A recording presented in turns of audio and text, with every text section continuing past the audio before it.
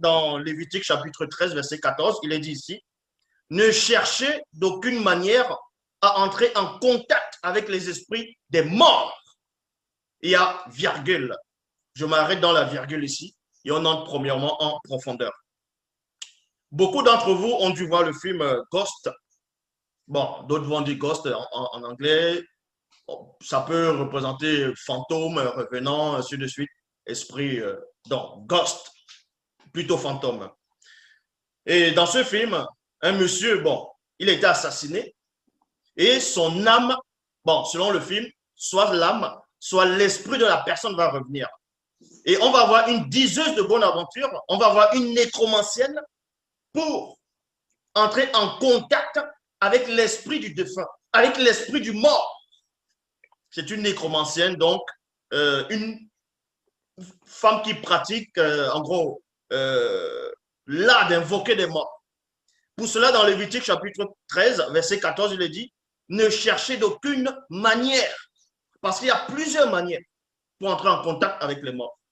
Pour la plupart des gens, en fonction des civilisations des époques, vont entrer en contact avec l'intermédiaire de ce qu'on va appeler l'opaque, quelque chose de physique qu'on peut toucher, l'opaque, c'est-à-dire les crânes.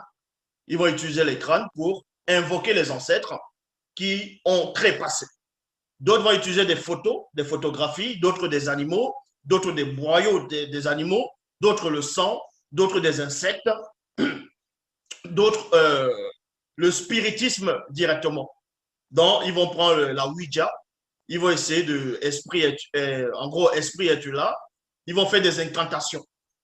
C'est en cela où, dans Lévitique 13, 14, il est dit, ne cherchez d'aucune manière à entrer en contact avec les esprits des morts. Entre parenthèses, on vous révèle ici que les esprits des morts, dans cet enseignement précis, ce sont des démons familiers.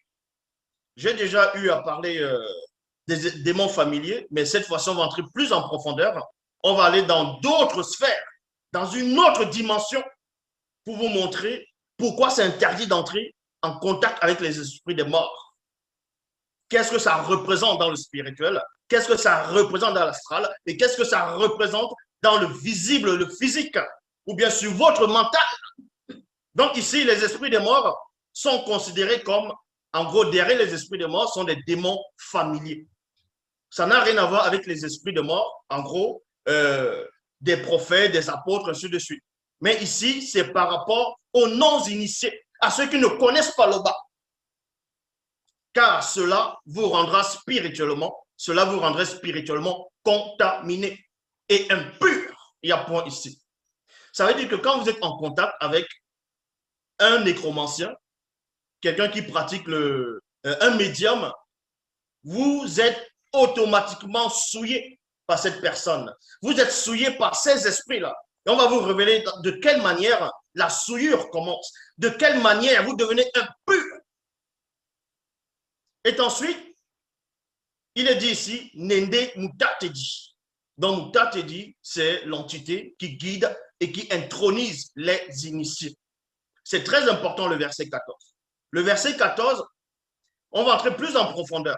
Parce que Mutatedi donne l'avertissement par Boussi, le puissant Mutapeda nous dit que le peuple devrait se purifier. Pourquoi il a donné cet ordre-là? Parce que beaucoup de personnes ont commencé à délirer, à invoquer des morts, et les démons ont commencé à prendre en gros des apparences pour tromper des gens. Vous voyez, on va prendre l'exemple en Afrique. Pas seulement en Afrique, ça existe un peu partout, même en ce qu'on appelle l'Amérique, que ce soit le Canada, les États-Unis, bref, la Grande Amérique, où il y avait ce qu'on appelle les Indiens. Les Indiens, c'était des grands pratiquants, les Indiens. Et on disait même que l'être suprême chez les Indiens là-bas, c'est bon, en fonction des territoires, c'était le grand Manitou. Vous voyez, le grand Manitou. Et ils avaient ce qu'on appelait des totems. Quand vous voyez le bison, il y avait un bison, c'est-à-dire un démon en forme de bison. Mais la réalité visible, on va juste vous montrer un animal, un Indien, un Apache, va porter, c'est-à-dire l'effigie, ou bien c'est-à-dire son totem, ce qui va représenter son totem, mais derrière, c'est une entité hybride. C'est un démon hybride. un démon, deux fois il y a des démons reptiliens, il y a des démons animaux. Bon, les animaux sont toujours des reptiles, bon, de différentes espèces. Et Moutate dit ici qu'il est l'entité qui guide et qui intronise les initiés. Dans Lévitique, toujours bel chapitre 14, verset 1. On va aller dans Lévitique chapitre 14, au verset 1, il est dit, Moutate dit à Boussi, il y a 2 points. Boussi, c'est Moïse, dans les Bibles actuelles classiques. Parce que chaque personne qui vient, on va dire, accomplir sa mission sur la terre, dans le visible, qui vient bâtir, c'est-à-dire sur l'édifice, doit porter un nom en fonction de sa mission, va porter un nom en fonction du combat spirituel qui va mener. C'est pour cela, quand vous avez des enfants, évitez de donner n'importe quel nom qui vont vous paraître peut-être, qui vont peut-être sonner bien dans votre entendement, dans votre conscience. Donc ici, Moutate dit, précise à Boussi, si un homme, ça veut dire homme ou femme. Quand on dit ici, si un homme, il ne faut pas que les femmes disent, ah non, on s'est adressé uniquement aux hommes, mais si un homme consulte, c'est-à-dire demande de l'aide d'une manière ou d'une autre, les esprits des morts, c'est-à-dire les démons familiers, ce qui est une forme d'idolâtrie. L'idolâtrie, c'est quoi? C'est tu vas aller adorer quelque chose qui est supérieur à toi, quelque chose qui te dépasse spirituellement, astralement, physiquement, qui dépasse ton entendement, qui dépasse tout ce que tu peux concevoir ou tu ne peux concevoir.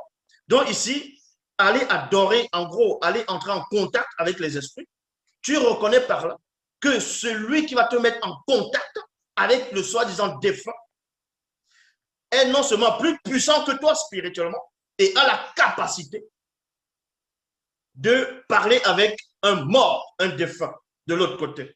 Donc, ce qui veut dire que ce défunt est plus grand que toi. C'est déjà une forme d'idolâtrie parce que l'idolâtrie, comme j'ai dit, c'est d'adorer ce qui est au-dessus de toi, ce qui te dépasse. Premièrement. Et on vous dit ici, ce qui est une forme d'idolâtrie. Mundima Bekor qui s'est dit, interviendra spirituellement contre lui en l'excluant du peuple des initiés. Du peuple des initiés. Parce que si vous avez une dent qui vous fait du mal, si vous avez la carie dans une dent, forcément, il faut la soigner. Il faut l'isoler, il faut la mettre en quarantaine. Il faut aller voir un dentiste. Il faut soigner la dent. Parce que si vous laissez la dent, non seulement elle va vous faire mal, et ça peut contaminer l'autre dent au fur et à mesure. Sans cela, ou quand vous pratiquez la nécromancie, quand vous pratiquez le médium, c'est-à-dire, bon, on va dire là d'invoquer des morts, là, vous êtes déjà souillé. Déjà par le mensonge, par l'anti-vérité, par les démons familiers. En cela, on va vous exclure du peuple des initiés.